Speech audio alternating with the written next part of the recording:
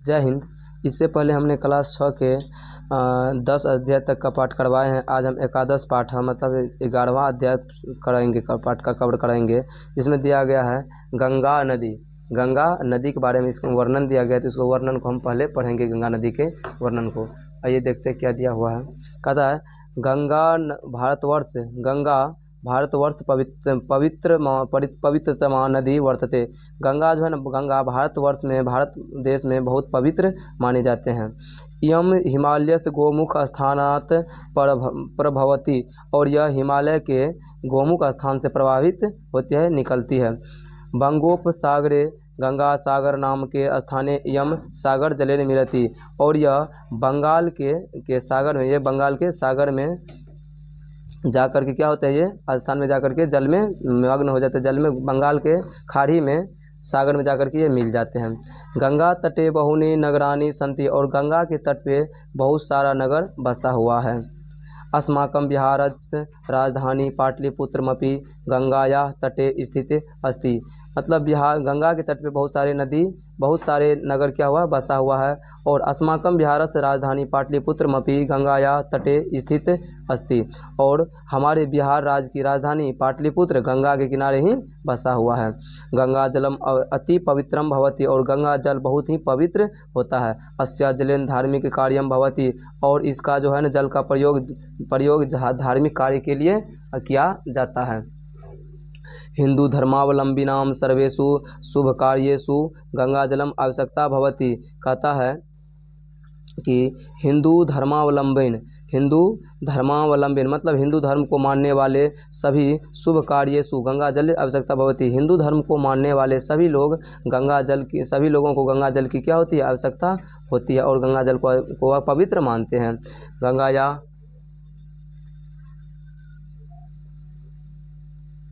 कहता है गंगायाम अनेका नद्य मिलंती, और गंगा में अनेक नदी जाकर के क्या होती है, मिलती है। तासु यमुना सरयू गंडकी कोशिकी प्रभृत्य संति, जैसे, और उसके बाद तासु, जैसे गंगा मिलता है, यमुना सरयू गंडकी कोशिकी प्रभृत्य, ये सभी नदियाँ जाकर गंगा में क्या होती है, मिलती है। गंगाया तटे हरिद्वार प्रयाग काशी प्रभृति प्रसिद्ध तीर्थ स्थानानि संति, और गंगा के तट पे हरिद्वार प्रयाग काशी, ये सभी जो है ना, ये बहुत ही प्रसिद्ध तीर्थ स्थान के रूप में वहाँ पे मौजूद है। गंगा जलेन कृषि भूमि सेचने भवति, और गंगा जल का प्रयोग कृषि को सिंचाई करने में भी होता है। सींचने मतलब होता है सिंचाई करना, तो गंगा जलेन कृषि भूमि सेचने भवति, गंगा जल का प्रयोग कृषि को सिंचाई करने में भी इसका प्रयोग होता है। आइए आप देखते हैं, अगला है अधुना जना गंगा जल प्रभृत्य कुर्वन्ति। अधुना जना गंगा जल प्रदूषित कुर्वन्ति, बहुत आधुनिक समय में बहुत सारे लोग क्या करते हैं, गंगा जल को प्रदूषित कर रहे हैं। गंगा तटे स्थित नाम नगराणाम सर्वाणी मलजलानि गंगाया पातयन्ति, और गंगा के तट पे जो बहुत सारा नगर है, वह सब क्या करते हैं, गंगा जल में मलमूत्र को क्या करते हैं, बहा देते हैं, उसमें बहाते हैं। केचन मनुष्य पशुनाचात मृत शरीरे नद्या प्रवाहयति, और बहुत सारे लोग क्या करते हैं, गंगा जल में मनुष्य के एवं पशु के मृत शरीर को गंगा के नदी में क्या करते हैं, प्रवाहित कर देते हैं, उसको गंगा नदी में बहा देते हैं। इदम न साधु कार्यम अस्ति, और ये अच्छा कार्य नहीं है, ये गलत कार्य है, ये अच्छा कार्य नहीं है। नदी जले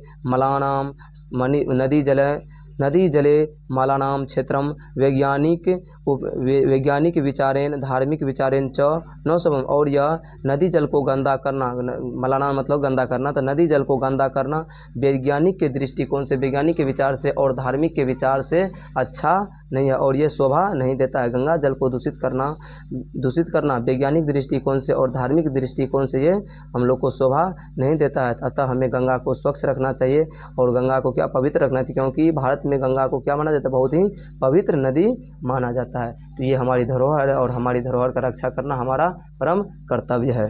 ठीक है, तो आइए हम इसका क्वेश्चन कर लेते हैं। दिया हुआ है, कहता है वाक्य, यहाँ पे अभ्यास का प्रश्न हम कर लेते हैं।